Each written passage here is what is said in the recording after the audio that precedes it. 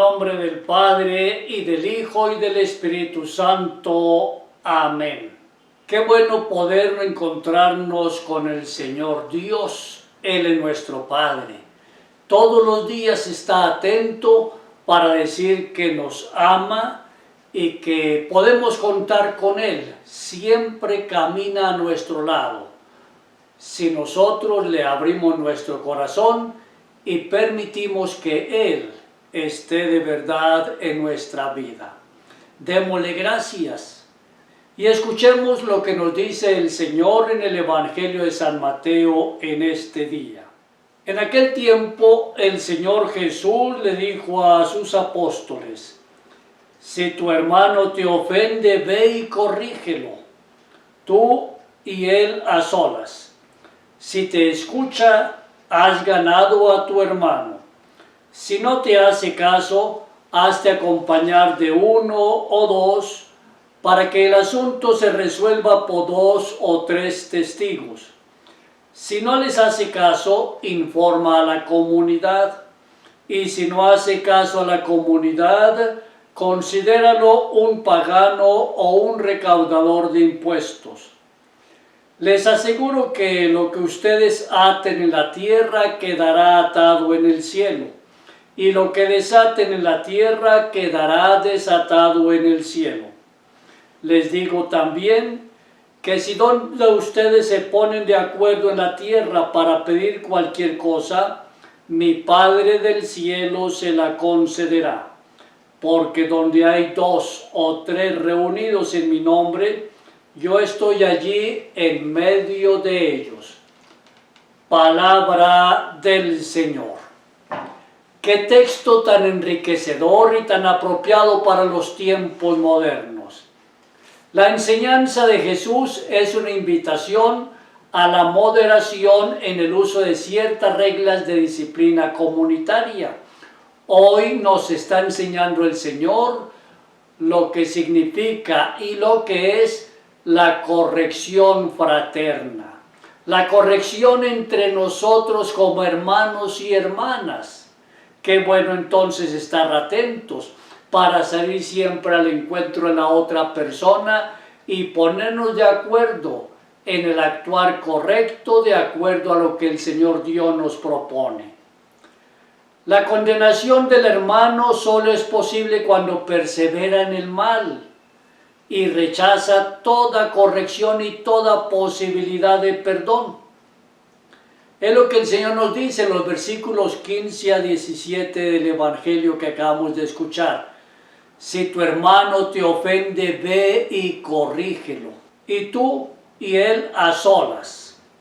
Si te escucha, has ganado a tu hermano. Si no te hace caso, hazte acompañar de 1 o 2, para que el asunto se resuelva por 2 o 3 testigos. Si no les hace caso, informa a la comunidad. Y si no hace caso a la comunidad, considéralo un pagano o un recaudador de impuestos. Es una hermosa lección del Señor. ¿Y cuánto cuesta ponerla en práctica? Porque nosotros tal vez nos hemos acostumbrado más a mirar las pequeñas faltas que la otra persona comete y entonces comenzamos a murmurar, a propalar aquellas cosas que pronto nosotros creemos que han sido mal hechas y con mala intención. Cuando el Señor nos dice, mire, lo correcto es que usted llame al hermano y se siente con él a conversar. Y con mucho cariño, con mucho respeto, con bastante amor, le ayude a mirar que es posible la corrección. Y si este hermano le presta atención, dichoso usted, porque se ha ganado a un hermano. Y sigue el Señor, pero si no le presta atención, entonces llame a otra persona, de tal manera que con el testimonio de 2, a lo mejor esta persona pueda corregirse. Pero si ni siquiera así, entonces llame a la comunidad. El Señor nos está invitando, y ya lo ha hecho siempre, a que nosotros primero nos miremos a nosotros mismos, que yo mismo saque mi ojo y me examine cómo me estoy portando, cómo estoy actuando, cuál es mi actitud frente a la comunidad, frente a las otras personas. Y entonces antes de mirar la pequeña pajita que la otra persona tiene en su ojo, que yo mire la viga que me impide ver con amor a mis hermanos y a mis hermanas. Qué difícil es la corrección fraterna. Y cuánto nos falta aprender a practicarla.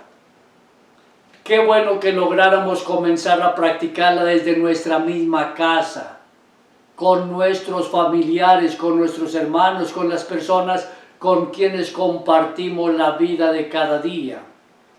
Si lo hacemos así, seguramente que un gran problema que ha venido creciendo en los últimos días, donde nos hemos quedado en casa, como es la violencia intrafamiliar, seguramente esa violencia intrafamiliar puede disminuir o desaparecer si nosotros aprendemos a practicar la corrección fraterna. Si mutuamente somos capaces de ayudarnos a comprender que todos nos equivocamos, pero que también es posible cambiar y que todos podemos cambiar. Y cuánto debemos cambiar muchos de nosotros para bien de todos. En este caso, Dios ratifica la obra de la iglesia. Le ha dicho a Pedro, todo lo que ates en la tierra será atado en el cielo y lo que desates en la tierra quedará desatado en el cielo. Pero igual, es tarea también a nivel de la comunidad, lo ratifica aquí el Señor, le dice a la comunidad, si ustedes se ponen de acuerdo en la tierra para pedir cualquier cosa, mi Padre del cielo se lo concederá. Sí, es necesario orar siempre. Y nos lo dice con claridad, donde hay 2 o 3 reunidos en mi nombre, ahí estoy yo. Por eso nos hace falta encontrarnos en comunidad para orar y celebrar, para hacer de una manera más efectiva la presencia de Dios. Claro, Dios está en ti, está en tu familia, está en cada uno de nosotros, pero si nos reunimos para orar, entonces gozaremos de una fuerza más poderosa de la presencia viva y salvadora de Dios. Estos versículos indican que el acto de corrección fraterna debe realizarse en la unión y la oración que aseguren la presencia de Cristo resucitado entre nosotros. No basta entonces llamar al hermano para hablar con él, no. Es necesario poner eso que se va a decir y lo que se va a hacer, ponerlo en oración. Orar siempre, porque es en la oración donde el Espíritu Santo siempre nos va a orientar, donde Dios nos dice su palabra y nos orienta y nos anima en el camino de la vida. ¿Cuántas veces nos apresuramos a llamar a otros hermanos pecadores? Jesús nos enseña más bien a decir, hermano que comete un pecado. Porque es muy diferente estar permanentemente atado al pecado y quedarnos radicalmente en la misma falta, a caer en una falta de vez en cuando. Son dos cosas muy distintas. Por eso Jesús nos enseña a decir, hermano que comete un pecado. Nos corrige entre los que a veces faltan y los que son verdaderamente pecadores. Jesús quiere que quien vea a un hermano que peca, se le acerque cara a cara y que con el corazón le ayude a apartarse del camino del mal. Y si lo logra, ¡qué magnífica ganancia ha obtenido! Si realmente practicáramos la corrección fraterna, lograríamos el objetivo de ayudar al hermano a alejarse del mal. Si se resiste, puede ser amonestado por 2 o por 3 personas. Si todavía se resiste, nos dice el Señor en el Evangelio, que se le llame en presencia de la comunidad, se dialogue con él y busquemos que reconozca que está alejado y que por estar alejado ya no se comporta como un hermano. Constantemente oímos decir que se excomulgó a una persona por alguna falta muy grave, pues la excomunión la logra uno mismo. Si yo quiero ser excomulgado, cometo una falta grave y me quedo tercamente en esa falta, en ese mal, y por lo tanto, si yo tercamente me quedo en el mal, yo tercamente me estoy alejando de la comunidad y por lo tanto voy a estar también lejos de Dios. La excomunión entonces es un salirme de la comunidad eclesial para vivir tercamente en mis propios caprichos. Y el Señor Dios es muy claro. Él quiere que todos nos salvemos. Dios no quiere la perdición de ninguno de sus hijos, porque Dios nuestro Padre tiene una capacidad ilimitada de perdón. Así nos lo enseña el Señor Jesús en las distintas parábolas que encontramos en el Evangelio. Entre ellas la del Hijo Pródigo o el Padre Misericordioso, que está en el Evangelio de San Lucas. Ese padre de familia que está siempre atento en la puerta de su casa esperando a qué hora llega el hijo. Y cuando llega el hijo y se le pone de rodillas, el papá no lo deja hablar. Se da cuenta que el hijo está arrepentido y solamente le da el mejor de los abrazos y lo devuelve al seno del hogar. Así es Dios nuestro Padre. Esa hermosa parábola donde aquel pastor pierde una oveja y deja las 99 que tiene, las deja en el corral y entonces se va a buscar la perdida sin importar la hora del día, sin importar si hay tormenta o no. Y cuando la encuentra, hace fiesta. Dios nuestro Padre hace fiesta cuando uno de nosotros se arrodilla, reconoce su pecado y le pide perdón. Una lección clara al respecto la tenemos en la respuesta que Jesús le da a Pedro cuando él le pregunta: Señor, ¿y si mi hermano me ofende, cuántas veces tengo que perdonarle? Hasta veces 7, sí, hasta veces 7. Y el Señor le responde, lo encontramos en San Mateo capítulo 18, versículo 22. Pedro, no te digo hasta 7 veces, sino hasta 70 veces 7. Es decir, Pedro, perdona siempre. Dios nuestro Padre nos perdona siempre. Única condición: arrepentirnos sinceramente del pecado cometido, pedirle al Señor perdón y comprometernos a no volver a caer. El Señor siempre nos perdona. ¡Qué actitud tan diferente a nuestro deseo de condenar siempre! Los cristianos debemos reconocernos como perdonados. Ya Cristo en el patíbulo y la cruz perdonó toda la deuda que nosotros habíamos contraído por el pecado. Por lo tanto, nosotros también estamos invitados a perdonar y a perdonar siempre y sin importar cuál haya sido la ofensa causada. El orar juntos, nos dice el Señor, nos asegura la presencia especial de nuestro Señor Jesucristo. Lo repito, donde hay 2 o más reunidos en mi nombre, ahí estoy yo en medio de ellos. Por eso vale la pena que todos los días en familia, la familia se reúna, reunámonos en familia, ya sea en la sala, o en el comedor o en una habitación, pero reunámonos en familia a orar, y más en estos momentos de tantas dificultades.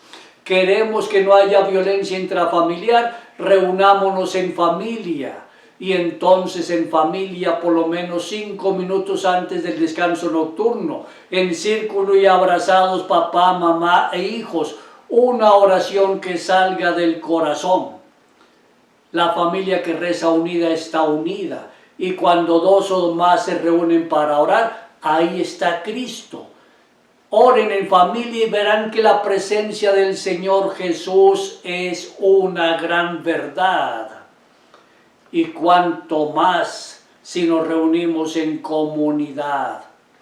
Por eso, sigamos orando para que nos podamos volver a encontrar en nuestros templos abiertos para la celebración de los sacramentos, para que oremos con el Santo Rosario, para que podamos participar de la adoración del Santísimo Sacramento. En fin, orar en comunidad es una convergencia de intenciones, de aspiraciones.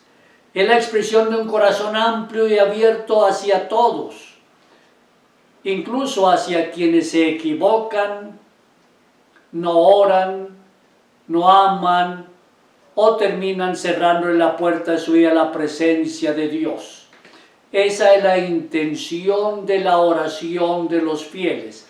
Oración que solemos hacer principalmente el día domingo, después de que hacemos la profesión de fe rezando el credo. Una buena recomendación para este día.